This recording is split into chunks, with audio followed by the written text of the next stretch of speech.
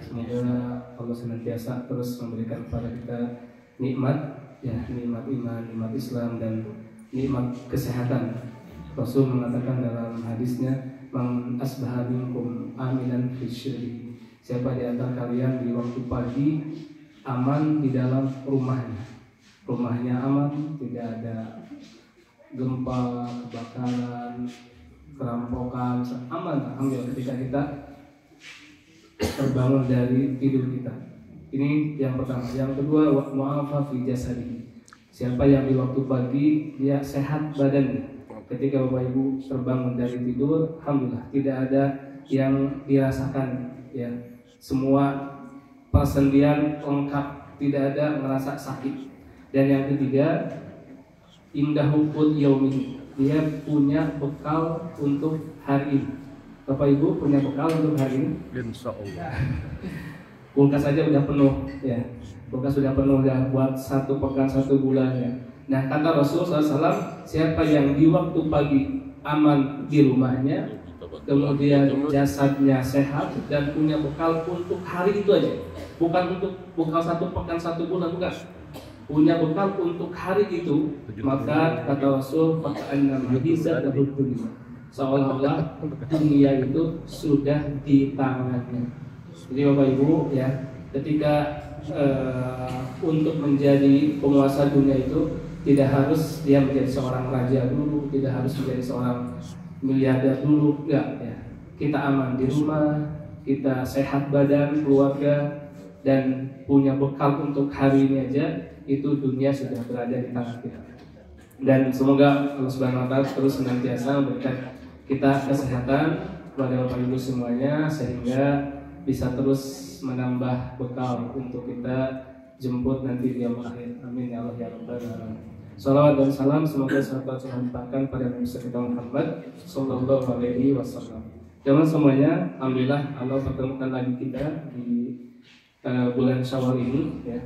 Dan insyaallah kita akan melanjutkan pembahasan kita, yaitu di fikih Asmaul Husna, ya, atau tafsir Asmaul Husna. Ini sudah sampai ke nama yang keberapa, Bapak Ibu? Ada yang catat dari awal? Kalau nggak salah ini sudah ke 10, ya.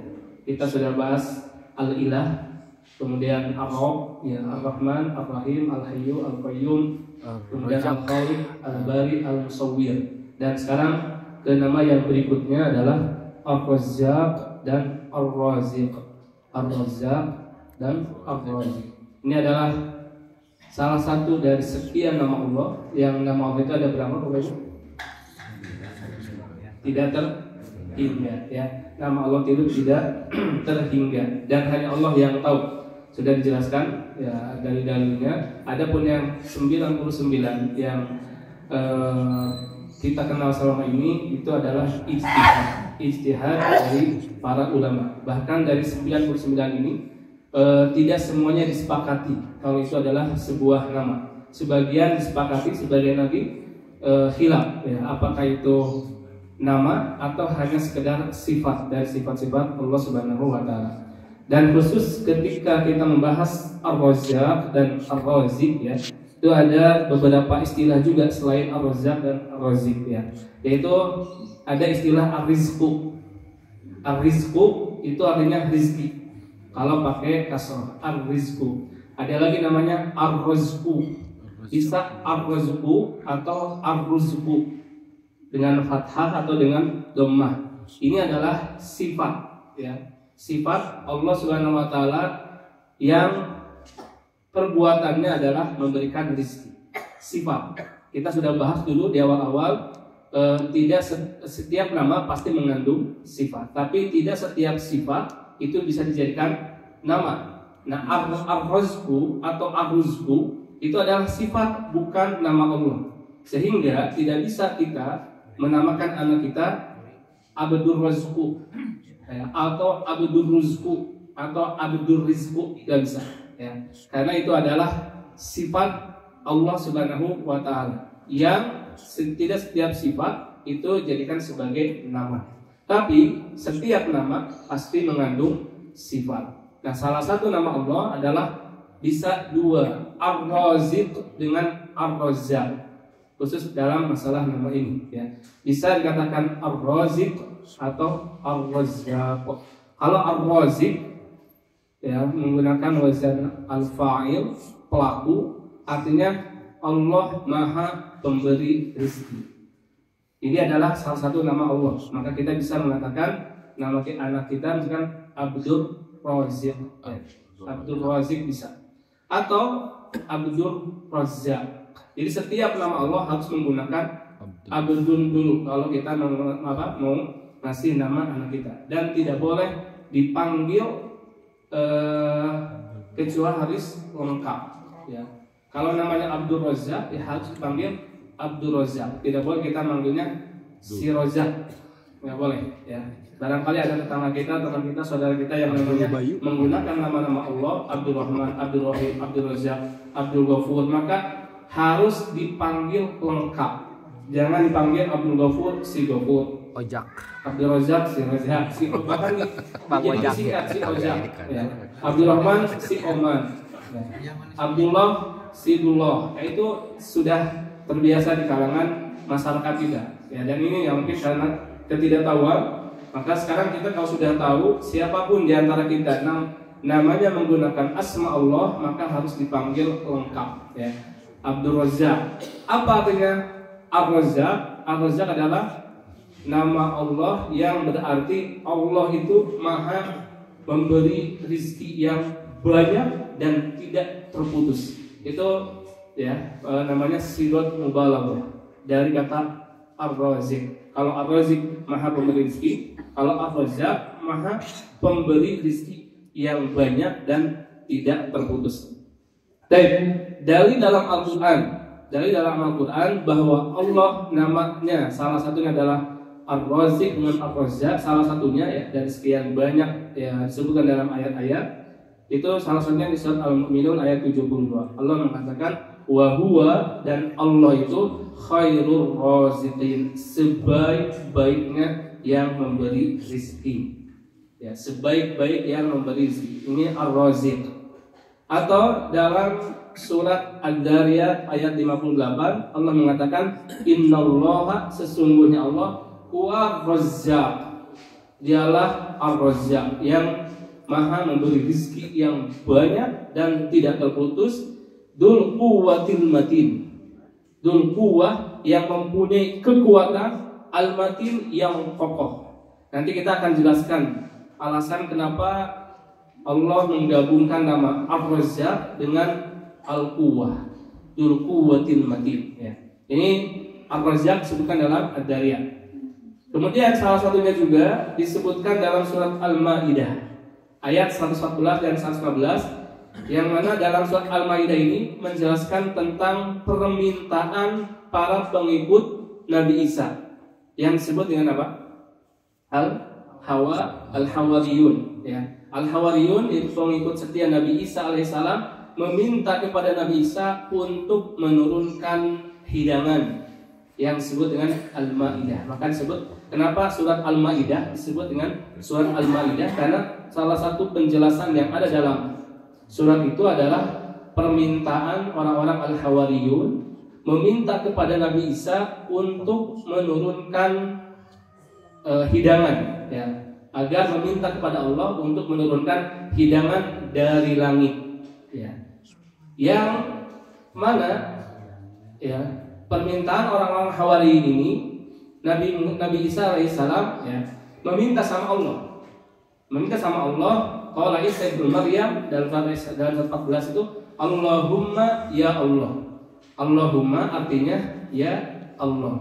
Allahu tambah mim tasdid. Allahumma ya Allah. Jadi iya-nya itu diganti dengan mim. Jadi Allahumma artinya ya Allah. Iya-nya itu diganti dengan mim. Tapi ini khusus untuk Allah Subhanahu wa taala. Kita tidak bisa menggunakan mim di akhir dengan tasdid itu kalau kita meminta kepada yang lain, khusus untuk Allah. Allah ditambah dengan iya menjadi Allahumma ya. Artinya itu meminta kepada Allah, ya Allah, meminta kepada Engkau dengan segala kerendahan hati. Itu namanya Allahumma ya Allah. Rabbana. Rabbana artinya Rabb kami, dan ini sebagai penguat ya. Udah Allahumma tambah Rabbana.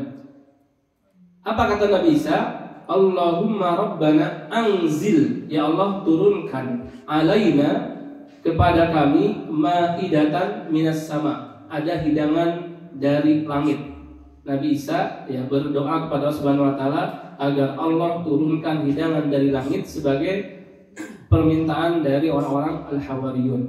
Takunu lana ida, yang nantinya hari di mana engkau turunkan hidangan tersebut akan kami jadikan sebagai hari raya. Ingat, itu artinya hari bergembira yang berulang-ulang, namanya Id ya. Idul Fitri, Idul Adha. Ingat, agar kami menjadikan hari tersebut ya, sebagai hari raya li awwalina, untuk umat-umat di zaman kami, wa akhirina, dan umat-umat setelah kami, wa ayatan minka, dan sebagai tanda mukjizat dari engkau ya Allah, warzuqna, dan berilah kami rizki, wa anta khairur raziqin, dan engkau adalah sebaik-baik yang memberi rizki. Di sini lafaz rizki disebutkan ya. Warzuqna, ya Allah berikanlah kami rizki, wa anta khairur raziqin, engkau adalah sebaik-baik yang memberikan rizki. Kemudian apa kata Allah? Qala Allah, inni munazziruha alaikum. Oke, saya akan turunkan, kami akan turunkan hidangan tersebut kepada kalian. Tapi ingat ya, faman yakfur ba'du minkum, siapa yang ingkar, siapa yang kafir setelah kami turunkan hidangan tersebut, fa inni u'adzibuhu adaban la u'adzibuhu ahadan minal alamin, saya akan berikan adab kepada mereka yang mana adab tersebut tidak pernah kami berikan kepada orang-orang sebelumnya. Jadi di sini ya tidak dijelaskan lagi di ayat berikutnya apakah Allah turunkan hidangan tersebut atau enggak.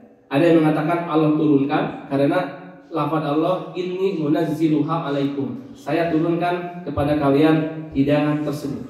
Ada juga yang mengatakan tidak jadi Allah turunkan hidangan tersebut. Kenapa? Karena Allah mengancam di ayat yang berikutnya, saya akan turunkan makanan itu, hidangan tersebut, tapi ingat ya, kalau nanti setelah diturunkan kalian masih ingkar terhadap kami, maka kami akan berikan adab yang pedih yang tidak akan pernah diberikan pada orang-orang yang sebelumnya. Sehingga orang-orang Al-Hawariyun ya merasa tidak mau ya mengadu nasib, lebih baik tidak diturunkan hidangan tersebut daripada saat diturunkan nanti ada adab. Ini yang jelas khilaf di ulama para tafsir, apakah jadi Allah turunkan atau tidak. Yang jelas ya, pelajaran yang kita bisa ambil khususnya dalam bab ini adalah lafaz Nabi Isa ketika berdoa, warzuqna, ya Allah berikanlah rizki kepada kami, wa anta khairur raziqin,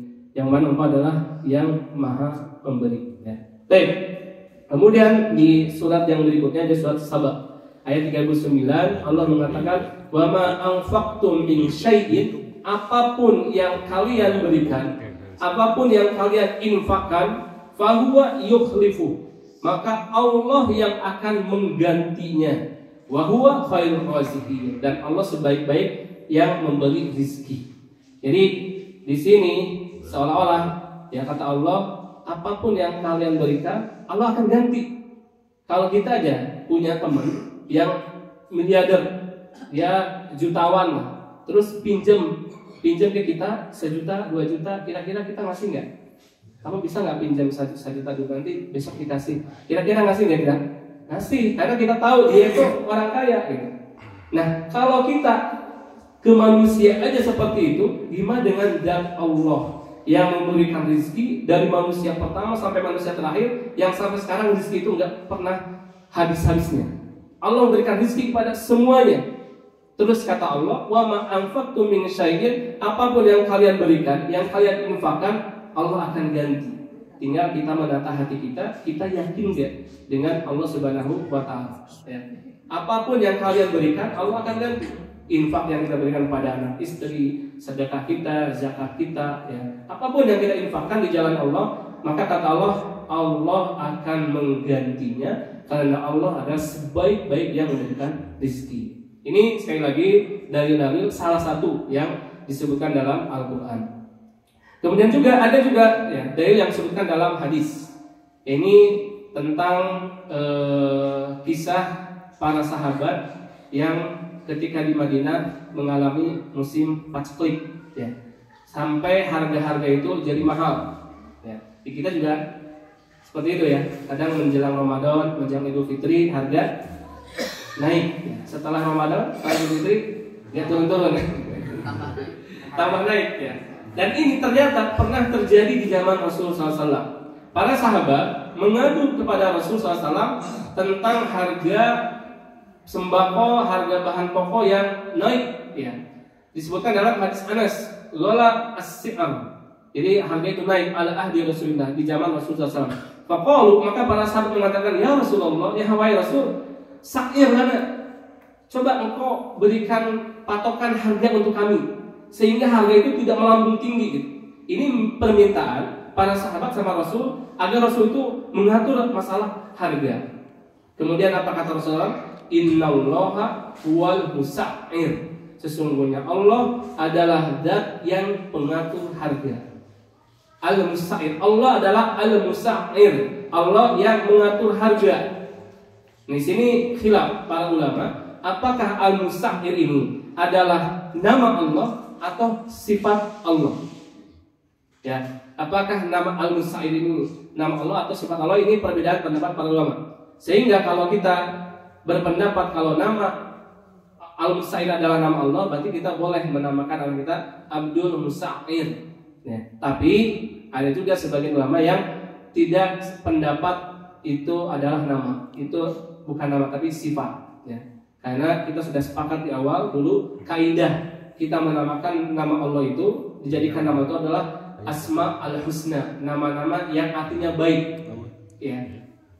Tidak setiap sifat itu bisa dijadikan nama karena artinya yang baik. Al-Musa'ir yang mengatur harga. Kira-kira kalau secara enak ya, baik ya maknanya? Enggak ya. Al-Musa'ir pengatur harga. Tapi kalau Al-Azim yang maha agung, yang maha melihat, yang itu nama-nama yang mulia, yang nama-nama yang artinya baik. Sedangkan Al-Musa'ir Allah yang mengatur harga. Al-Qabid, Al-Basit. Nah, Al-Qabid, Al-Basit nanti kita akan bahas ya. Ini dua nama yang penyebutannya harus disatukan. Jangan Al-Qabid saja, jangan Al-Basit saja. Ya. Jadi ada beberapa nama yang harus disatukan ketika penyebutannya. Salah satunya adalah Al-Qabid, Al-Basit. Al-Qabid artinya yang menggenggam, Al-Basit yang membentangkan, yang menahan. Allah menahan rizki ya kepada seseorang. Al-Basit Allah membentangkan rizki pada seseorang. Ya, Al-Qabid, Al-Basit. Maka boleh kita menamakan anak kita Abdul Basit. Ada ya, ada namanya Abdul Basit. Tapi kalau Abdul Qabid enggak boleh. Ya, Abdul Qabid tidak bisa dijadikan nama. Tapi Abdul Basit ya. Kemudian Ar-Razzaq. Ya, Ar-Razzaq di sini disebutkan dalam hadis ini bahwa Allah yang mengatur harga, Allah yang menggenggam, menahan, dan Allah yang membentangkan rizki, Allah yang memberi rizki. Wa inni la arju an alqa rabbi wa laisa ahadun minkum yutalibuni bimadlamatin fi damin wala mal.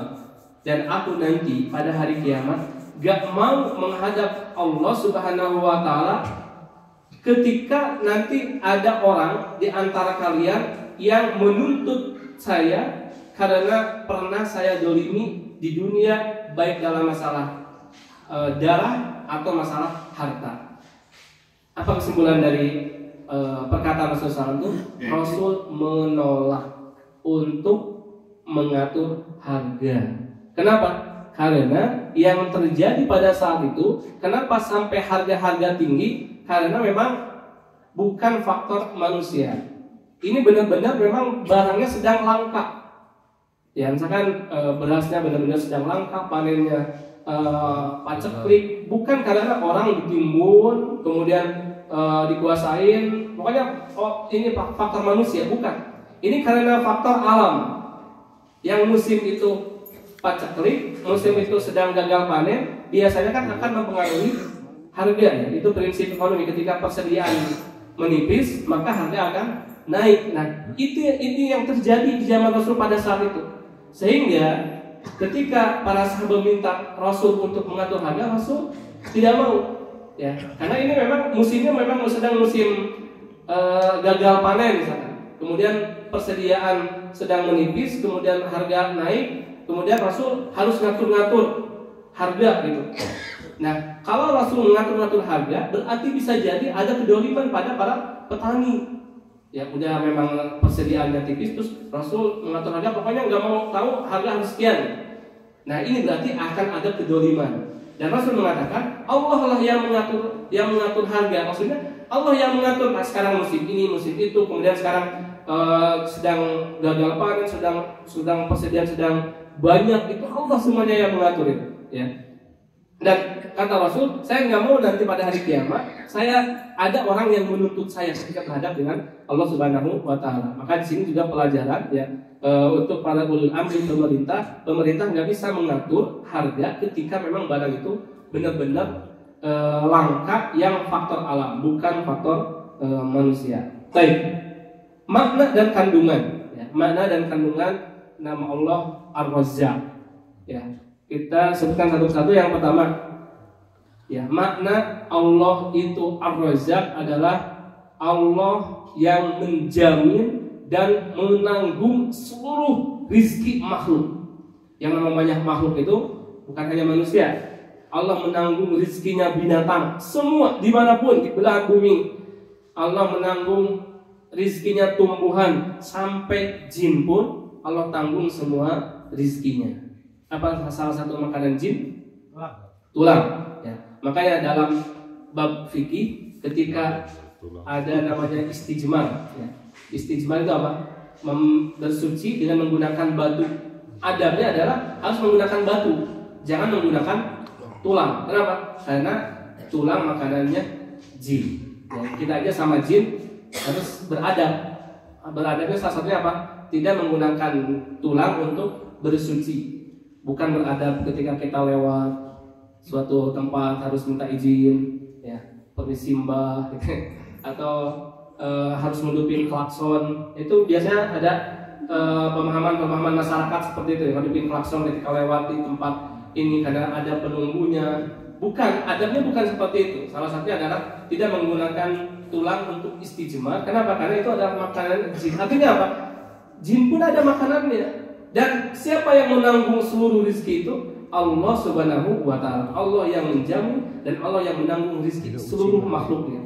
Disebutkan dalam surat Hud ayat 6, wa ma min dabbatin, dan tidak ada yang melata di muka bumi ini, baik manusia atau binatang atau apapun yang ada di permukaan bumi, illa kecuali Allahi rizquha, Allah yang menanggung rizkinya. Bahkan wa ya'lamu mustaqarraha, Allah yang tahu habitat tempat makhluk tersebut. Yang kita tidak tahu, Allah semuanya tahu. Dari mulai kutub utara, kutub selatan, di daratan, di lautan, di langit, semuanya Allah tahu dan Allah tanggung rizkinya. Wa mustaudaha, bahkan tempat gudang makanannya pun Allah tahu semuanya. Kullun fi kitabim mubin, semuanya tercatat dalam kitab mubin, maksudnya di lauh mahfuz. Semuanya Allah sudah tanggung rizkinya. Kemudian surat Al-Ankabut ayat 60, wa ka'ayyin min dabatin, betapa banyak dari binatang-binatang melata, la tahmilu rizqaha, yang mereka tidak bisa menanggung rizkinya mereka sendiri. Tetapi Allahu yarzuquha, Allah yang menanggung rizki semuanya. Bayangkan Bapak Ibu, ya, di dalam satu waktu orang-orang pada makan semuanya. Di belahan manapun, di Eropa, di Timur Tengah, di Indonesia, dari mulai Sabang sampai Merauke, semua dalam satu ada yang sedang makan. Itu semua siapa yang menanggung rizki? Allah. Mereka tidak bisa menanggung rizki mereka sendiri, tapi Allah Subhanahu wa Ta'ala yang menanggung rizkinya semuanya. Ketika ada program misalkan pemerintah makan gratis, itu kan untuk ngasih makan aja itu kan sulit, ya, harus ada panitia, harus ada begini, harus ada itu. tapi Allah Subhanahu wa taala setiap detiknya ngasih makan kepada semua makhluk Allah Subhanahu wa taala. Bukan hanya manusia, tapi binatang pun sama. Wa iyyakum, dan kalian juga. Wa huwas samiul alim. Jangankan kalian sebagai manusia, tapi binatang-binatang pun, sampai yang tidak punya akal, yang tidak punya pikiran, otak, ya, seperti binatang, itu Allah berikan rizki. Sebutkan dalam sebuah hadis, lau annakum kuntum tatawakkaluna 'ala Allah, kalau kalian benar-benar tawakal sama Allah Subhanahu wa taala, haqqa tawakkul, sebagaimana yang tawakal yang sebenar-benarnya, la rizqtum, maka kalian akan berikan rizki kama yarzuqut thair, sebagaimana Allah berikan rizki kepada burung-burung. Tagdu himasat wa taruhu bitana. Burung ketika berangkat dia dalam keadaan perut kosong. Ketika pulang di sore hari dia perutnya sudah kenyang. Itu salah satu contoh burung. Burung aja yang diberikan akal sama Allah Subhanahu wa taala, berikan rezeki, apalagi kalian. Bahkan Allah sampai sebutkan, salah satu konteks Allah menyebutkan rezeki kepada manusia adalah untuk menunjukkan bahwa manusia itu diperlakukan beda, bahwa manusia itu dimuliakan dibandingkan dengan makhluk Allah yang lain, yaitu surat An-Nahl 72. Wallahu, dan Allah ja'ala lakum min anfusikum azwaja. Allah jadikan ya istri-istri dari golongan kalian, yaitu ya dari golongan manusia, dari golongan kita sendiri. Wa ja'ala lakum min azwajikum banin wa hafadah. Dan Allah jadikan dari istri-istri kalian tersebut ada anak-anak, ada cucu, ada keturunan. Wa razaqakum minat thayyibat. Di sini Allah katakan wa razaqakum, dan Allah berikan rizki kepada kalian minat thayyibat, dari rizki yang baik-baik. Afa bil batili yu'minuna wa bi ni'matillahi hum yakfurun. Apakah kepada kebatilan kalian beriman dan pada nikmat Allah kalian kufur? Ya. Ini Allah melebihkan manusia dari manusia. Contohnya juga surat Al-Isra, walaqad karramna bani Adam. Kami telah muliakan anak cucu Adam, wa hamalnahum fil barri wal bahri, dan kami tundukkan lautan dan daratan ya kepada anak cucu Adam ini. Kita bisa menyeberangi lautan, kita bisa naik ke pesawat di atas udara. Ya, itu semuanya Allah berikan rezeki kepada kalian. Wa razaqnahum minat thayyibat, dan kami berikan rezeki kepada mereka dari rezeki yang baik-baik. Wa faddalnahum ala katsirin mimman khalaqna tafdila, dan kami berikan kelebihan manusia itu dari manusia yang dari makhluk yang lain. Ya. Dan yang kedua, makna dan kandungan ar-razzaq adalah bahwa rezeki itu sudah ditentukan sebagaimana Allah menentukan ajal.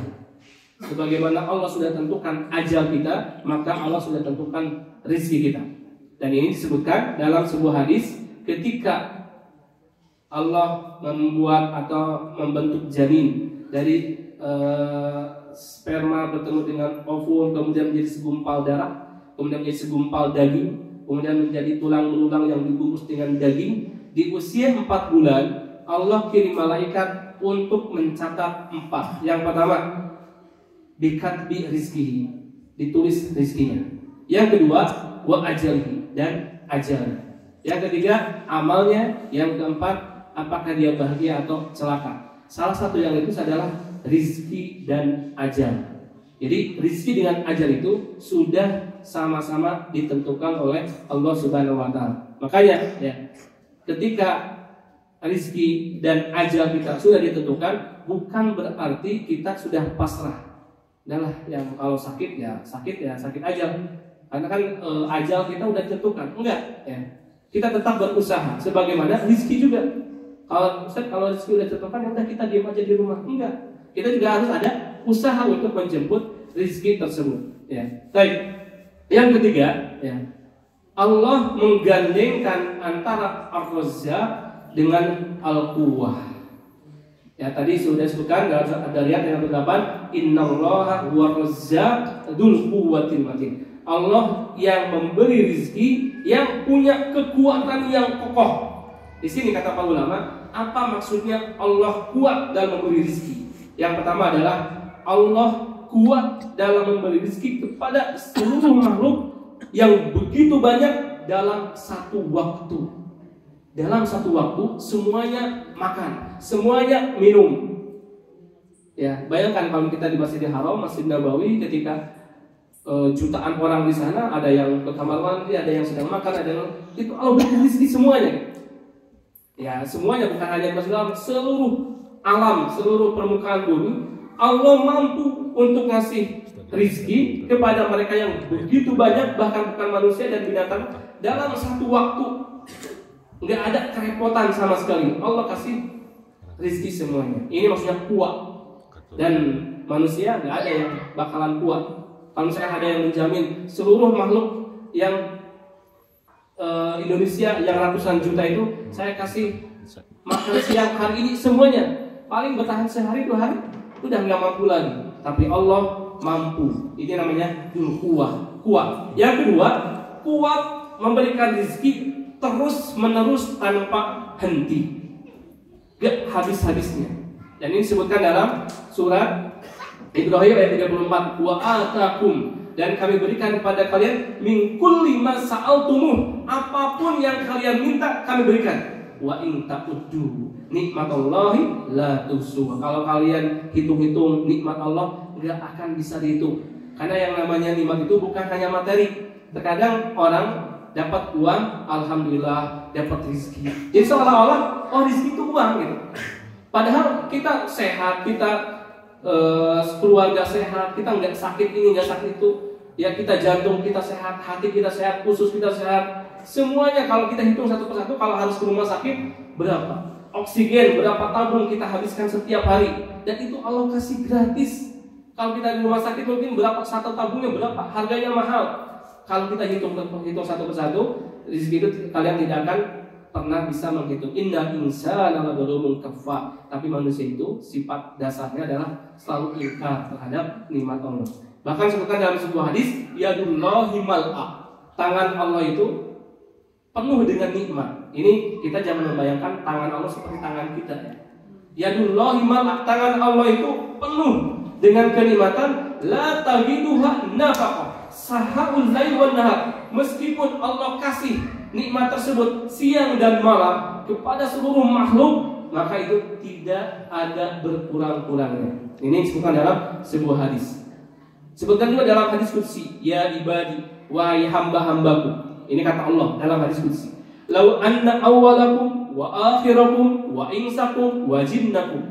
Kalaulah manusia dan jin, dari manusia pertama sampai manusia yang terakhir nanti, qamu fi sa'idin wahid, semuanya, bayangkan Bapak Ibu, semua manusia, dari manusia pertama sampai manusia yang terakhir, dan jinnya juga, semuanya berada dalam satu lembah, semuanya dalam satu lapangan, berapa miliar manusia, semuanya. Fasa'aluni, kemudian kalian semuanya minta sama aku, fa'ataitu kulla insanin mas'alatahu. Setiap orang diberikan harta, diberikan apapun yang mereka mau, semuanya.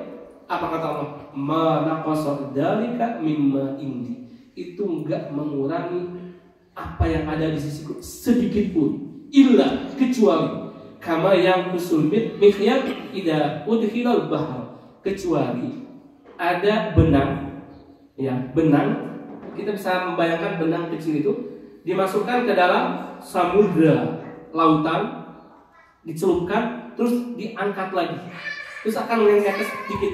Nah, kecuali cuma itu aja, Pak. Allah berikan semua nikmat pada kalian semuanya, dari manusia pertama sampai terakhir. Allah berikan semuanya, maka itu tidak mengurangi kecuali itu. Kita benamkan benang ke lautan, samudra yang begitu luasnya, terus diangkat lagi, cuma itu yang keambil. Ini Allah yang menyebutkan dalam hadis qudsi. Saking apa? Saking Allah dulu kuat.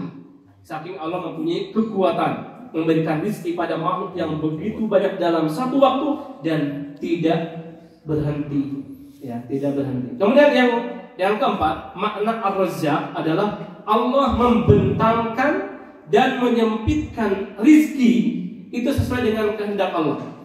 Ya, Allah membentangkan rezeki dan menyempitkan rezeki itu terserah Allah sesuai dengan kehendaknya.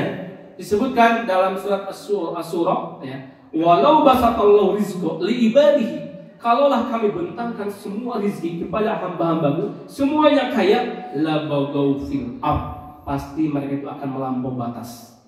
Jangankan semua dikasih rezeki, kita baru dapat rezeki sedikit aja. Yang tadinya rajin ke masjid, udah dapat mobil, udah dapat motor, sekarang udah jarang ke masjid. Itu baru dia kasih rezeki dikit aja udah ingkar. Ini apalagi kata Allah, kalaulah kami berikan rezeki semuanya kepada kalian, kalian akan melampaui batas. Walakin akan tetapi yunazzilu biqadari ma yasha. Akan tetapi kami turunkan rezeki tersebut kepada kalian sesuai dengan kehendak kami. Innahu bi ibadi khabirun basir. Dan Allah terhadap hamba-hambanya Maha Khabir. Khabir itu Allah Maha mengetahui secara detail. Ada Al-Alim, ada Al-Khabir. Kalau Al-Khabir, Allah mengetahui secara detail. Allah lebih tahu si ini si fulan pantas kalau dibikin kaya. Dan si Allah tahu ini pantasnya dibikin miskin. Karena ini kalau bikin kaya dikit, udah beda itu, udah banyak tingkahnya. Contohnya ya. Jadi Allah Maha mengetahui. Kemudian dalam surat Az-Zukhruf, ahum yaqsimuna rahmatar rabbi, apakah mereka yang membagi-bagi rahmat Allah? Nahnu qasamna bainahum, Allah yang membagi rezeki tersebut. Ma'isyatan fil hayatid dunya, kehidupan dia di kehidupan dunia, wa rafa'na ba'dahum fawqa ba'd. Kami kata Allah sengaja meninggikan sebagian di antara yang lain. Ya. Liyattahida ba'duhum ba'dan suhriya. Agar, ini pasti ada hikmahnya, agar sebagian bisa memanfaatkan sebagian yang lain. Makanya ada bos, ada karyawan, ada kaya, ada yang miskin. Gimana kalau bos semua? Siapa yang nyapu di jalanan? Kalau bos semua, siapa yang kita ngasih sedekah? Semuanya nolak. Kalau semuanya kaya, nggak akan berjalan ekosistem di dalam kehidupan di dunia ini. Makanya kenapa ada bosnya, ada karyawannya, ada guru, ada presidennya, ada pejabatnya, ada rakyatnya. Itu agar berjalan kehidupan. Ya. Kata Allah, liyattahida ba'duhum ba'dan sukhriya. Agar kalian di antara dengan kalian lagi itu saling bisa memberikan manfaat. Ya. Baik. Sekarang sebutkan jenis-jenis rezeki. Rezeki itu ada dua, Pak. Rezeki umum dan rezeki khusus. Kalau rezeki umum yang sifatnya jasmani, ya, yang mana sifatnya materi. Yang ini Allah berikan kepada semua makhluk, baik beriman ataupun kafir, Allah berikan rezeki. Baik yang halal ataupun yang haram, itu semuanya rezeki.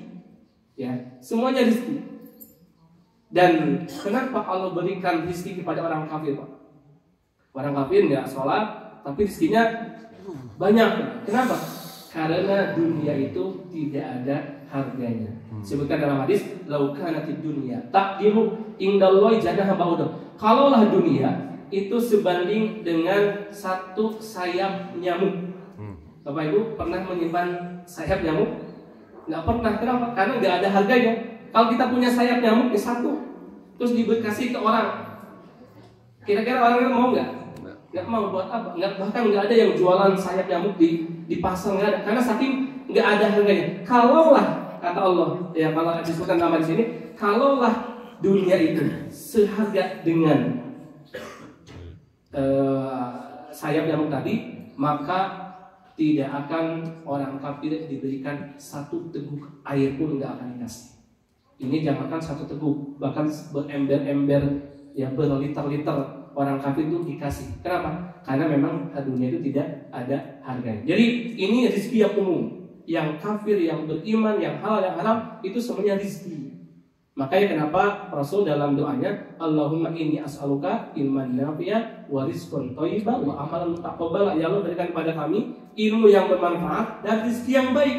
Berarti ada yang namanya rezeki yang tidak baik, rezeki yang tidak halal. Bahkan bisa jadi orang-orang kafir itu lebih kaya dibandingkan dengan orang-orang yang beriman. Karena sebutkan dalam surat Al-Isra, kullan numiddu haula'i wa haula. Setiap golongan, baik yang kafir, yang mukmin, yang saleh, yang ini semuanya min atau rabbik, kami berikan dari pemberian Tuhan. Jadi kami berikan semua. Itu namanya rezeki yang umum. Bahkan mereka sombong. Orang-orang kafir itu mengatakan, wa qalu nahnu aktsaru amwala wa aulada. Kita ini lebih banyak hartanya dibandingkan dengan kalian, lebih banyak anak-anak yang dibandingkan dengan kalian. Wa ma nahnu bimu'adzabin. Pasti nanti di hari kiamat kita enggak akan disiksa.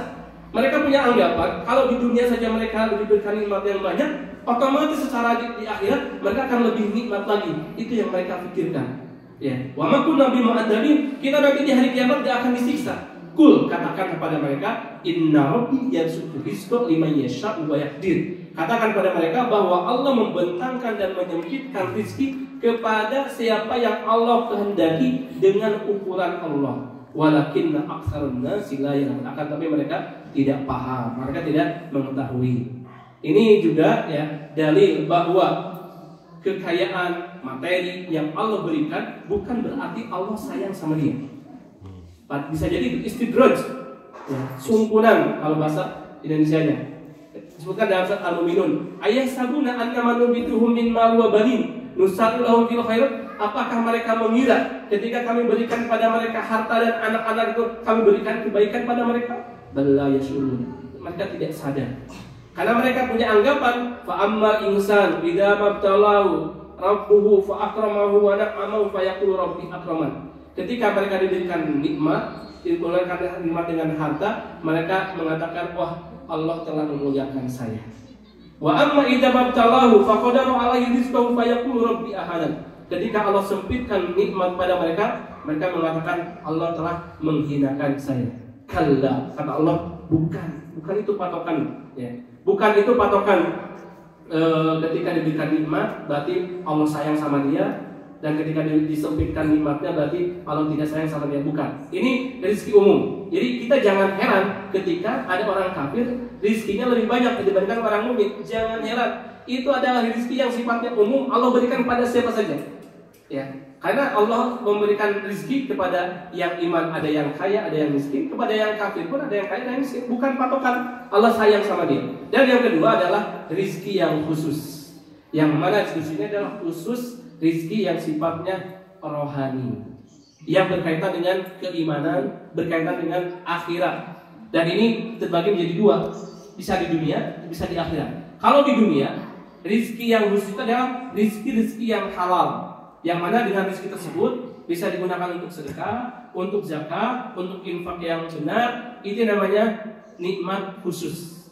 Bukan hanya rizki, kita merasa tenang jiwa, ya, merasa tenang, punya keluarga, istri, anak-anak yang soleh, itu adalah rezeki khusus. Yang kedua, yang di akhirat. Apa rezeki di akhirat yang khusus itu adalah surga. Allah katakan bahwa nikmat surga itu adalah rezeki. Sebutkan dalam surat At-Talaq ayat 11. Wa may yu'min billah wa ya'mal sholihan. Siapa yang beriman dan beramal soleh akan dimasukkan ke dalam surga yang di bawahnya mengalir air.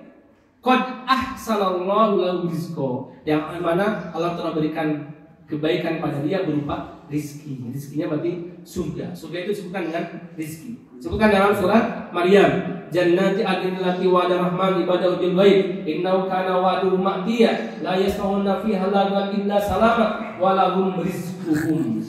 Ya, walahum rizquhum fiha bukratan wa asyil. Siang dan malam Allah berikan rizki. Itu di surga. Dalam surat Shad juga, ya. Hada dzikrun wa inna lil muttaqina lahusna ma'ab jannati adnin mufattahatul lahumul abwab. Ini rezeki yang diberikan pada orang-orang bertakwa berupa surga Aden yang pintunya terbuka, muttaqina fiha, yang mereka itu bersandar. Kemudian yad'una fiha, mereka akan saling panggil-manggil, ya. Kemudian diberikan fakih wa kasirati wa syarab, berikan buah-buahan, berikan minuman. Wa indahum qasiratut tarfi atrab, ada bidadari-bidadari yang matanya tidak jelalatan, yang usianya sebaya. Ada matu aduna li yaumil hisab. Inilah yang kami janjikan nanti di yaumil hisab. Inna hadza la rizquna. Ini adalah rizki kami, malahu min nafad, yang tidak terputus. Ini maksudnya rizki yang bersifat khusus, yaitu surga. Baik. Apa faidahnya? Apa faidah kita beriman kepada Ar-Razzaq? Yang pertama, kalau kita beriman bahwa Allah punya nama yaitu Ar-Razzaq yang memberi rezeki, maka kita akan memberikan faidah agar kita memurnikan ibadah hanya kepada Allah Subhanahu wa taala. Karena Allah yang ngasih rezeki. Ya. Allahul ladzi khalaqakum, Allah yang menciptakan kalian, tsumma razzaqakum, kemudian memberikan rezeki kepada kalian. Summa yumitukum, kemudian mematikan kalian. Summa yuhyikum, kemudian menghidupkan kalian. Ini ada 4 yang disebutkan di sini. Allah menciptakan, kemudian ngasih rizki, kemudian dimatikan, nanti dihidupkan lagi. Hal min syurakaikum may yaf'alu min dzalikum min syai'? Apakah sembahan-sembahan selain Allah, sembahan-sembahan kalian selain Allah, ada yang melakukan 4 hal ini? Dia yang menciptakan, memberikan rezeki, mematikan, dan menghidupkan. Subhanahu wa ta'ala amma yusyrikun. Maka kalau memang tidak ada, berarti maha suci Allah dari apa yang mereka sekutukan. Dalam yang lain, ya ayuhan nas, wahai manusia, ubudu rabbakum, beribadahlah kepada Rabb kalian, alladzi khalaqakum, yang telah menciptakan kalian, walladzina min qablikum, dan menciptakan orang-orang sebelum kalian, la'allakum tattaqun, agar kalian bertakwa. Alladzi ja'ala lakumul arda firasya, Allah telah membentangkan bumi ini untuk kalian. Was-samaa'a binaa'a, Allah telah menjadikan atap langit. Wa anzala minas samaa'i maa'an, Allah telah turunkan air hujan. Wa akhraja bihi minas samarat, Allah keluarkan buah-buahan. Rizqan lakum, rizki untuk kalian. Maka konsekuensinya, karena Allah telah berikan rizki pada kalian, fala taj'alu lillahi andada, jangan kalian jadikan selain Allah sebagai sembahan-sembahan, wa antum ta'lamun, sedangkan kalian mengetahuinya. Ini konsekuensi kita, karena kita telah diberikan rezeki oleh Allah, maka kita beribadah sama Allah. Misalkan ada seorang bos yang ngasih gaji pada si A, ternyata si A kerjanya sama si B, kira-kira bos marah nggak? Marah. Udah saya gaji, kok kerjanya sama yang lain? Ini juga Allah akan marah. Udah dikasih rezeki, udah dikasih nikmat kesehatan segala macam, kok ibadahnya sama patung, ibadahnya sama sapi, ibadahnya sama tikus, ibadahnya sama matahari. Ini jelas ya Allah akan marah. Yang kedua, kalau kita memahami bahwa Allah Ar-Razzaq, kita akan memahami kekuasaan Allah. Kita akan tahu bahwa Allah Maha Kuasa, Maha Kuat, ngasih rezeki, dan kita akan tahu kemaha lembutan dan kasih sayang Allah. Contohnya apa? Ketika kita melihat ada orang-orang kafir yang ternyata Allah kasih rezeki juga, kita akan tahu Allah itu berarti maha kasih sayang, maha lembut, ya. Sampai mereka pun diberikan rezeki dan kebijaksanaan Allah. Jadi kebijaksanaan Allah kita mau tahu, oh kenapa saya rezekinya segini, tetangga saya segitu, ya itu semuanya atas kebijaksanaan Allah. Allah yang maha tahu mana yang terbaik untuk kita. Bisa jadi kalau kita dibikin kayak sedikit aja, kita nggak mau ke masjid, nggak mau sholat, nggak mau ini. Karena rata-rata tuh banyak orang yang ketika diberikan rezeki harta itu tidak lulus ujian. Ketika dia miskin, dia rajin ke masjid. Tapi ketika dia dibikin kaya raya, udah lupa dengan masjid. Dia mainnya ke malam segala macam, udah lupa. Dia mainnya narkoba, dia mainnya khamr. Ya. Ketika Allah berikan rezeki, ketika kita diberikan rezeki segini, kita harus nudon, kita berbaik sangka, ya Allah ini yang terbaik untuk saya. Ya. Karena Allah inna rabbaka yabsutu rizqa liman yasha'u wa yaqdir. Allah dengan kebijaksanaannya membentangkan atau menahan rezeki pada Allah dan daging. Yang ketiga, kita semakin cinta sama Allah. Kenapa? Karena kita diberikan rezeki yang sifatnya khusus. Tadi kan ada rezeki ada dua, umum dan khusus.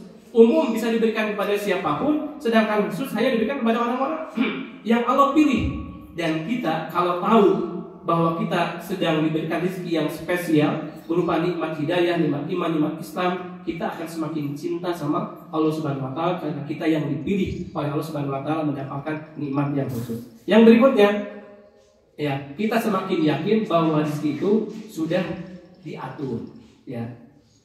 Sebagaimana diaturnya ajal, tapi bukan berarti kita diam.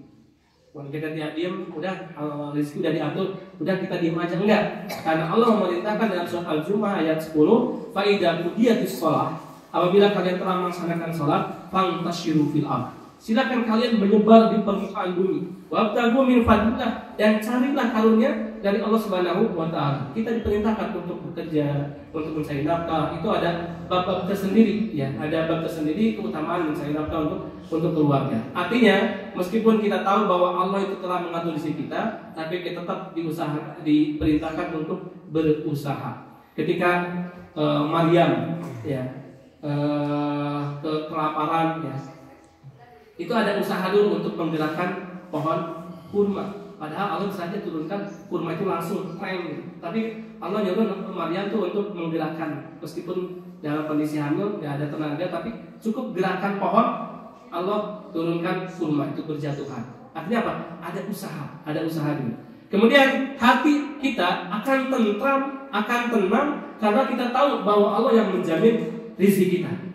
Jangankan bapak-bapak, ya bapak-bapak ibu-ibu, ya biasanya orang-orang ya enggak pede terhadap rezeki dari Allah Subhanahu wa taala. Padahal dia telah diberikan rezeki sejak dia menjadi janin. Sejak dia menjadi janin, dari mana makanannya? Dari ibunya. Kemudian ketika dia dilahirkan sampai dia usia balita, ketika masih bayi, itu Allah jamin rezeki dari orang tuanya. Allah jamin itu rezekinya. Lalu kenapa ketika dia besar? Ya, ketika dia besar, dia merasa enggak pede. Dia merasa takut. Berarti dia suudzon dengan Allah. Dia berburuk sangka dengan Allah. Tanpa diminta saja, kita dalam kondisi janin, Allah berikan rezeki. Apalagi kalau kita sudah besar, kita punya akal, kita punya tenaga untuk berusaha. Kenapa dia bersuudzon sama Allah? Dia berburuk sangka sama Allah. Allah nggak akan ngasih rezeki dia. Sampai dia banyak orang yang membunuh anaknya gara-gara takut nggak bisa ngasih makan. Dan ini kata Allah apa? Wala taqtulu auladakum khasyata imlaq. Jangan kalian bunuh anak-anak kalian karena kalian tidak takut nggak bisa ngasih rezeki. Apa kata Allah? Nahnu narzuquhum. Kami akan ngasih rezeki mereka, anak-anak kalian. Wa iyyakum, sebagaimana kami berikan rezeki kepada kalian. Ini banyak yang akidahnya lemah, ya. Dia takut, bahkan ketika dia di PHK ada kisah yang dia bunuh diri, ngajak istri dan anaknya. Udah dianggapnya dia selesai. Kenapa dia ngajak istri, ngajak anaknya untuk bunuh diri, untuk terjun ke sungai segala macam? Karena dia takut nanti kalau saya mati, siapa yang masih makan anak saya, istri saya? Ini berarti ya dia tidak yakin bahwa Allah Maha Ar-Razzaq. Baik, yang terakhir, kalau kita tahu bahwa Allah adalah Maha Ar-Razzaq, maka kita akan semakin bertakwa sama Allah Subhanahu Wa Taala. Salah satu bentuk takwa adalah kita mencari rezeki yang halal saja. Kita tidak mencari rezeki yang haram. Kenapa? Karena tadi rezeki itu bisa jadi halal, bisa jadi haram. Itu semuanya rezeki. Rezeki yang halal pun itu dikatakan rezeki dari Allah Subhanahu Wa Taala. Tapi kita mau pilih yang mana? Mau cari rezeki yang halal atau ciri yang halal? Karena dengan cara yang haram, dengan cara yang halal, Allah tetap sama-sama akan ngasih rezeki sama kita. Hanya prosesnya yang mana? Kita mau pilih yang mana? Mau yang halal atau yang haram? Ketika kita yakin bahwa Allah Ar-Razzaq, Allah yang memberikan rezeki, maka kita akan pilih mencari rezeki yang halal. Sebutkan dalam sebuah hadis, ayuhan nas, wahai manusia, ittaqullah, bertakwalah kalian kepada Allah, wa ajbiru fit talab, dan perbaikilah kalian dalam mencari rezeki. Fa inna nafsan lan tamut hatta tastawfiya rizquha. Sesungguhnya setiap jiwa itu tidak akan mati kecuali rezekinya sudah selesai. Kalau kita belum meninggal, berarti memang rezekinya belum selesai. Ada seseorang yang dianggap meninggal, ini kayaknya udah mati. Ternyata bangun lagi. Terus minta minum kasih segelas. Setelah minum benar-benar meninggal sakaratul maut. Berarti memang ada rezekinya yang belum sampai. Ternyata masih ada satu gelas lagi rezekinya. Kan ada yang kayak gitu. Dikira sudah meninggal, ternyata belum meninggal. Ya.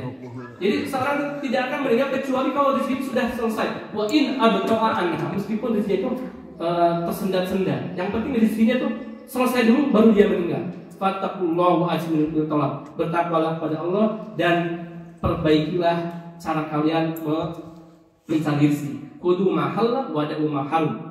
Carilah rezeki yang halal dan tinggalkan yang haram. Yang kedua, salah satu kita bentuk takwa kepada Allah adalah kita lebih mendahulukan rezeki akhirat dibandingkan dengan rezeki dunia. Bal tu'thiruna al-hayata dunya wal akhiratu khairum abqa. Kalian lebih mementingkan kepentingan dunia, padahal al-akhirah khairun wa abqa. Padahal akhirat itu lebih baik dan lebih kekal. Ma indakum yanfad wa ma indallahi baqdatun an-nar. Apa yang ada di sisi kalian itu akan hancur semuanya. Wa ma indallahi baq, dan apa yang ada di sisi Allah itu akan kekal selama-lamanya. Wala najziyannal ladzina sabaru ajrahum bi ahsani ma kanu ya'malun. Dan kami akan berikan balasan kepada kalian, pada orang-orang yang bersabar.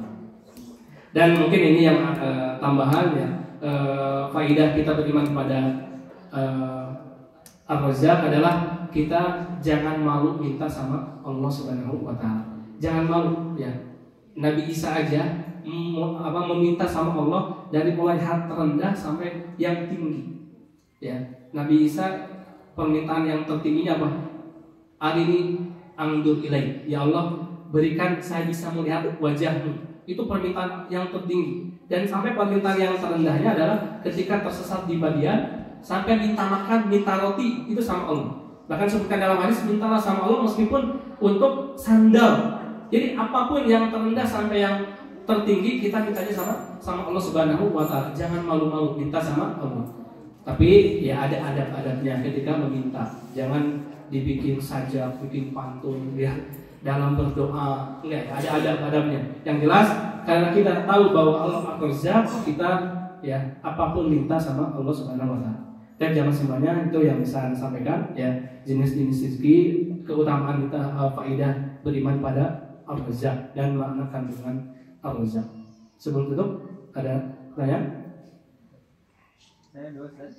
Yang pertama, ketika kita mencari rezeki mungkin kita tersandung dengan yang sifat dan haram Ustaz.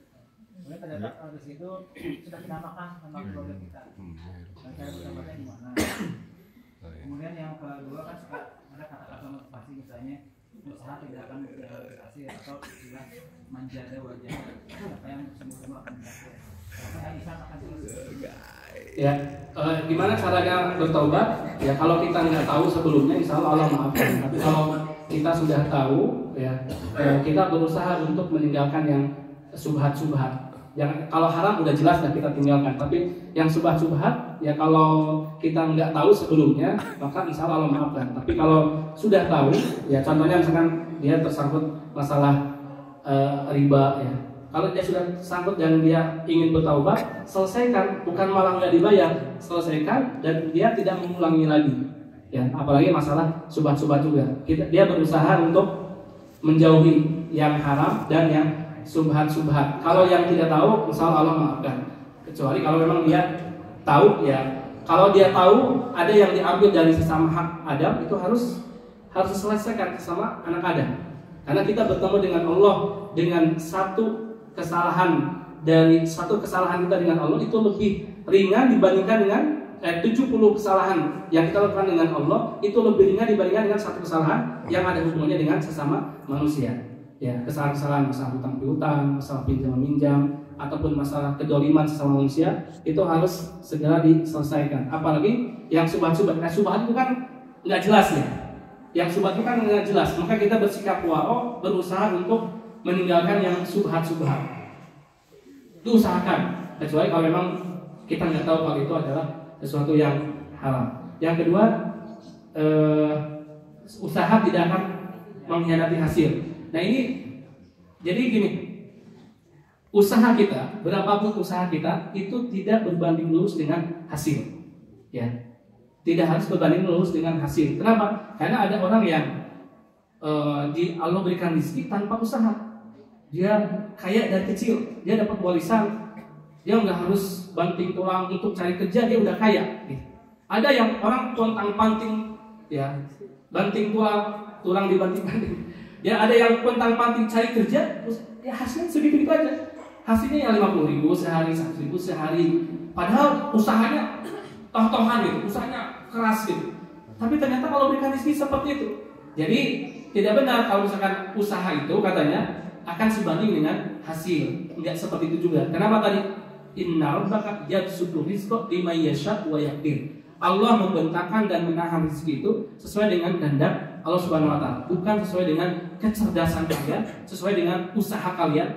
Seberapapun usaha kalian, seberapapun cerdasnya kalian, tetap banyak yang S1, S2, S3 tapi ternyata jadi kerjanya serabutan, kerjanya tukang kuli, tukang ojol. Ini bukan merendahkan itu ya, tapi dia cerdas. Dari secara intelektual dia cerdas, tapi ternyata Allah berikan rezeki, Allah menyebutkan rezekinya gitu, dengan hikmahnya Allah Subhanahu wa taala. Ada yang padahal di kelasnya nggak pernah ranking 1, tapi sekarang jadi bosnya, karyawannya malah yang lulusan S1, S2 gitu. Sekali lagi ini berarti kekayaan seseorang, rezeki seseorang itu tidak dipengaruhi karena apa? Karena kekayaan. Sebagaimana hidayah Allah berikan tidak sesuai dengan, belum tentu sesuai dengan apa? Dengan kecerdasan, kekayaan seseorang. Seperti orang-orang Jepang, padahal dia pintar-pintar, orangnya cerdas-cerdas, tapi kenapa menyembah matahari, menyembah patung? Artinya hidayah Allah itu tidak berbanding lurus dengan kecerdasan dan kekayaan. Sebagaimana rizki juga sama, tidak berbanding lurus dengan usaha. Ya, belum tentu ketika usahanya keras dia diberikan rizki yang banyak. Bisa jadi tanpa usaha dia diberikan rizki, bukan tanpa usaha yang maksimal gitu, dia diberikan rizki. Salah satunya dengan warisan dan segala macam. Jadi kalau manusia itu wajarnya memang ya harusnya berusahalah gitu, dia akan berhasil. Tapi kan ukurannya itu tidak berbanding lurus dengan hasil usaha yang diberikan.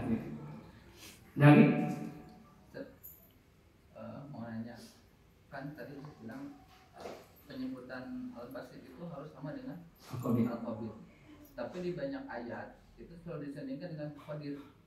Innallaha yabsutu rizqa liman yasha'u wa yaqdir, atau man qadira 'alaihi rizquhu, atau apapun itu banyak.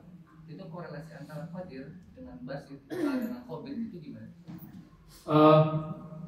Al-qabid biasanya disatukan dengan al-basit.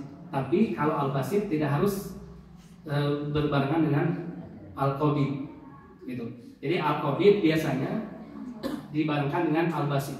Tapi kalau al-basit belum tentu harus disatukan dengan al-qabid. Kenapa? Karena al-basit secara tersendiri maknanya udah husna, ya. Udah husna. Contohnya juga ada al-mani', ya. Anda lupa ya. Yang jelas ada beberapa nama biasanya yang kayak al-qabidnya harus disatukan dengan al-basit. Tapi kalau al-basitnya ya itu tidak harus. Jadi nama yang apa ya? Nama yang artinya itu harus ada yang menyertainya, atau harus ada lawannya. Jadi nama-nama yang harus ada lawannya itu tidak bisa berdiri sendiri, harus digabungkan dengan makna yang baiknya. Contohnya al-mani artinya yang menahan, itu harus disatukan dengan apa gitu. Ya, jadi itu yang Anda tahu, yang al-qabid dengan al-basit. Al-qabid kan artinya yang menahan.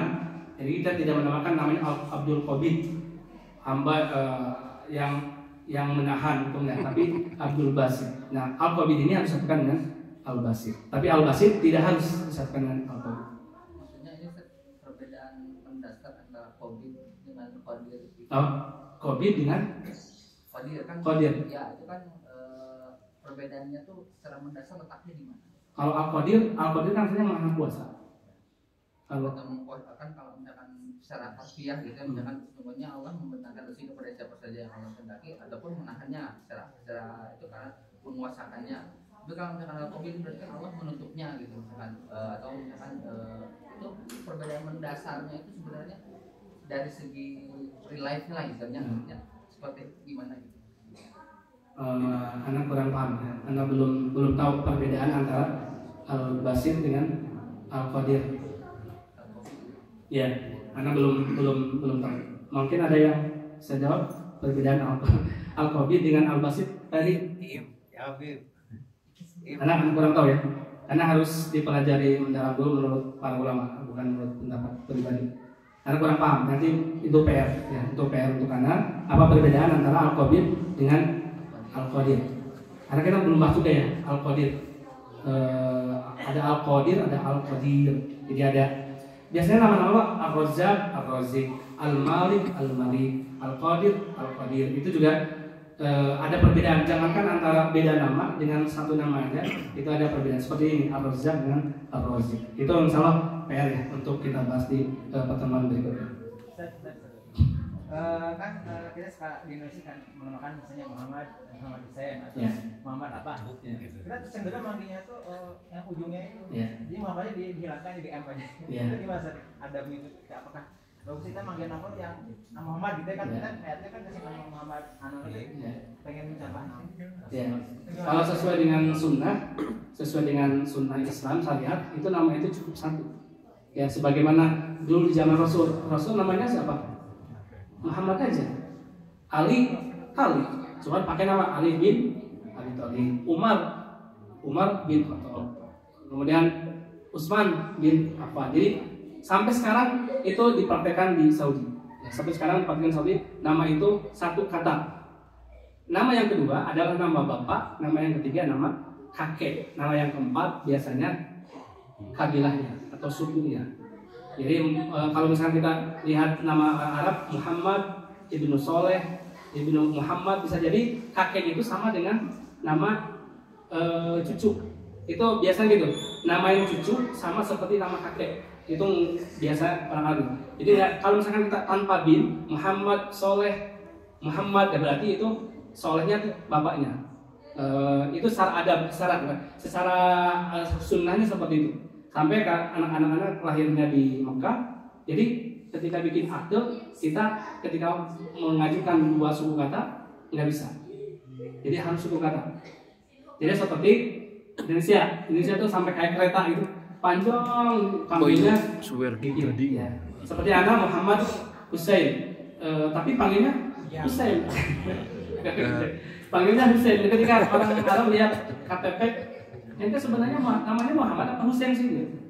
Nah mereka aneh ya, namanya Muhammad Hussein tapi panggilnya Hussein. Muhammadnya biasanya hanya untuk pelengkap. Ini kebanyakan orang Indonesia Muhammad apa dipanggilnya dikit. Jadi adabnya kalau kita bisa dan kita tahu hukum ya, sebaiknya itu nama satu suku kata aja. Dan paling nama baik adalah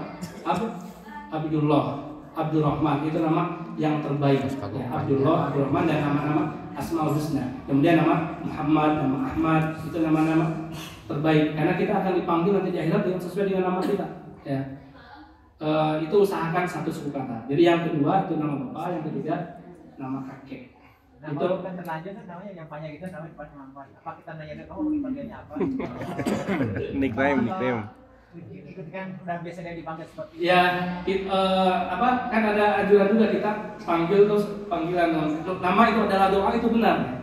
Nama itu adalah doa, itu benar. Dan kalau namanya terlalu panjang ya kita panggil dengan sesuatu yang bagus lah, namanya yang artinya yang baik gitu, namanya yang baik aja, yang artinya baik gitu. Nama-nama bukan jangan nama-nama, apalagi kita tidak boleh kita manggil yang lakob itu jelek, itu nggak boleh.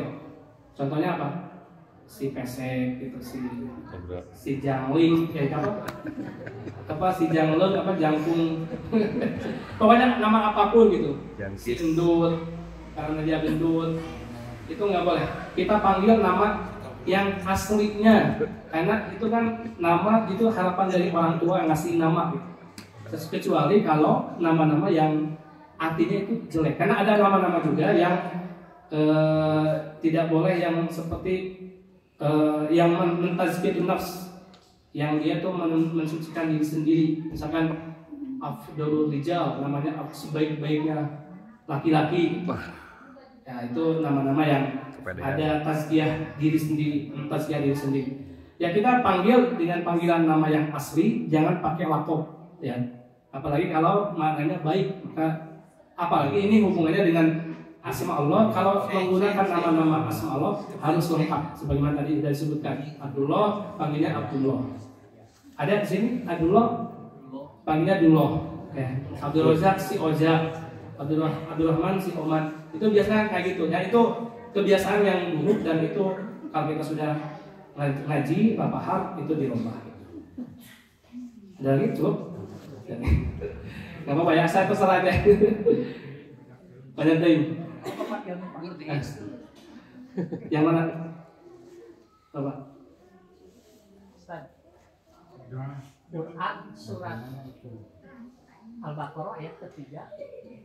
Wa mimma wajaknahu yunfiqun, menatakan sebagian rezeki yang Allah anugerahkan. Pertanyaannya, kalau kita diberikan anugerah berupa harta, ada hak anak-anak yatim, orang-orang miskin. Pertanyaan, berapa persen yang harus kita berikan harusnya kepada anak-anak yatim, orang-orang miskin? Ya, kalau berapa persen kan itu di bab fikih ya, bab zakat. Kalau dia sudah sampai nisab baru 2,5% harta dihitung dan harus sudah sampai 1 tahun. Kita punya uang 5 juta,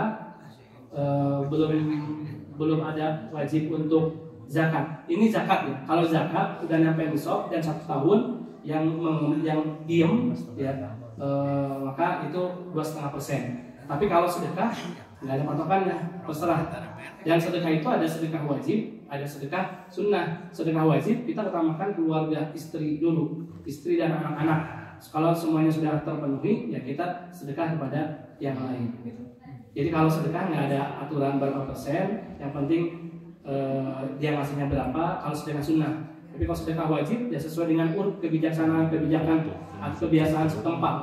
Kebiasaan setempat itu ya istri itu sama anak-anak cukup dengan sekian juta, dan itu di atas itu berarti kita bisa ngasih yang lain. Jangan sampai kita mengedepankan yang lain dulu, anak istri di rumah makannya ala kadarnya, tapi yang lain praktis anak praktis ini. Jadi kalau mami marzak mami itu dari yang Allah kasih ada rezeki untuk mereka, ada rezeki untuk mereka itu maksudnya ya berbeda-beda, ada infaknya, apakah dia sedekah, apakah dia hibah, apakah dia hadiah, itu kan babnya beda-beda. Dan jangan kawin sih mah. Oh salah ini.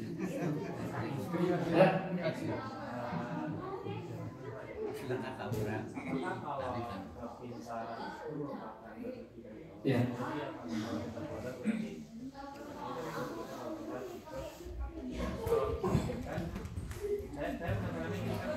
Ilmu itu dia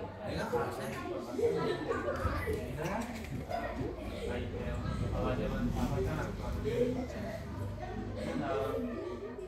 di kalangan miskin yang pintar dan di kalangan kaya yang itu dua pertanyaan. Apakah kepintaran itu rezeki? Iya. Apakah kepintaran, kecerdasan itu juga rezeki dari Allah Subhanahu Wa Taala. Tapi kepintaran dan kecerdasan belum tentu dia dapat hidayah dari Allah Subhanahu Wa Taala. Jadi hidayah tidak berbanding lurus dengan kepintaran dan kecerdasan seseorang. Kita banyak yang cerdas tapi dia kafir, dia menyembah berhala, menyembah patung, gitu. Terus tadi apa?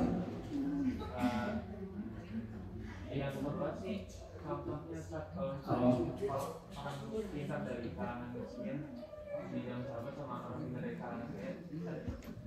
Orang pintar di kalangan miskin banyak ya para sahabat ya. Para sahabat banyak yang dia ahli dalam bidang tafsir, dia ahli dalam bidang hadis seperti Abu Hurairah, dia miskin ya, tapi dia ahli, dia pintar dalam bidang hadis. Ada yang dalam bidang tafsir seperti Ibnu Abbas, Ibnu Mas'ud dan sahabat yang lain. Itu dia miskin tapi dia pintar dalam bidang tertentu. Ada juga yang orang kaya seperti apa? Abdurrahman bin Auf, selain dia sahabat, dia juga suka meriwayatkan hadis, ya. Tapi meskipun tidak banyak, karena memang fokusnya dalam berbisnis segala macam, tapi dia punya kemanfaatan di sisi yang lain. Gitu. Ya banyak lah kalau kita sebutnya. Ada lagi? Ketika kita sebagai keluarga berwakaf atau bersedekah, terus kita niatkan ya Allah, aku niatin ini untuk keluarga aku. Waktu itu palanya bisa bagian dari keluarganya. Kemudian yang kedua lagi, kesolehan keluarga itu akan kan sebenarnya hanya terperoleh dari apa yang dia buat.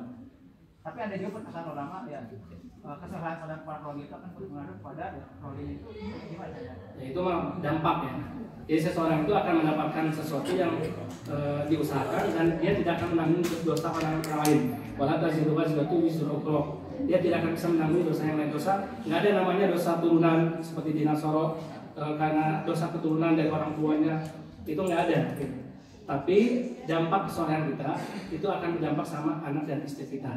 Kalau kita ingin anak istri kita soleh, maka kita berusaha untuk mensolehkan diri. Karena ada seorang ulama yang ketika dia memanjangkan sholatnya, ya Allah saya panjangkan sholat saya karena biar anak saya soleh. Itu artinya kita meminta sama Allah, tapi ada jalur sebab-sebabnya. Sebabnya berdoa, atau sebabnya dengan amal soleh.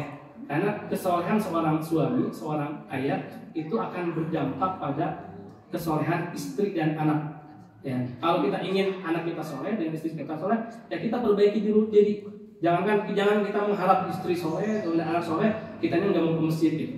Jadi kesolehan itu berdampak bukan dia tidak akan mendapatkan dosa dari yang kita lakukan, ya. Tapi kesolehan kita akan berdampak sama kebahagiaan, ketentraman, kesolehan anak dan istri kita. Tadi kan yang infak atau wakaf. Kita bisa ya, kita bisa ketika kita berinfak, ya Allah, saya niatnya untuk saya dan keluarga saya, anak istri saya. Itu bisa mendapatkan pahala. Dan hitungan-hitungan matematika Allah berbeda dengan matematika manusia. Kalau matematika kita, kalau hanya 100, kalau dibagi saya 50, istri saya 50. Tapi kalau Allah enggak, kalau 100 ya 100 buat saya, 100 buat istri saya. Seperti kita ngasih makan untuk berbuka puasa, dia akan mendapatkan pahala orang yang berpuasa tanpa mengurangi sedikit pun. Itu hitungan matematikanya, yang puasa dapat 100, kita juga dapat 100. Karena Allah Maha luas rezekinya. Jadi insya Allah dapat pahala dan kita bisa, ya, kita bisa. Bahkan kepada yang sudah meninggal, kita ya Allah saya infakkan masjid ini untuk saya dan untuk bapak saya yang sudah meninggal. Itu kita bisa menghadiahkan amal kita untuk mereka. Cukup ya? Cukup Bapak Ibu. Mudah-mudahan pembahasan Ar-Razik dan Ar-Razzaq bisa menambah pemahaman kita tentang salah satu nama Allah Subhanahu wa taala dan meningkatkan keimanan kita pada Subhanahu wa taala yang berbuah amal soleh insyaallah. Dan kita tutup dengan kifatul majlis. Subhanallah wa bihamdika asyhadu an la ilaha illa anta astaghfiruka wa atubu ilaik. Wassalamualaikum warahmatullahi wabarakatuh.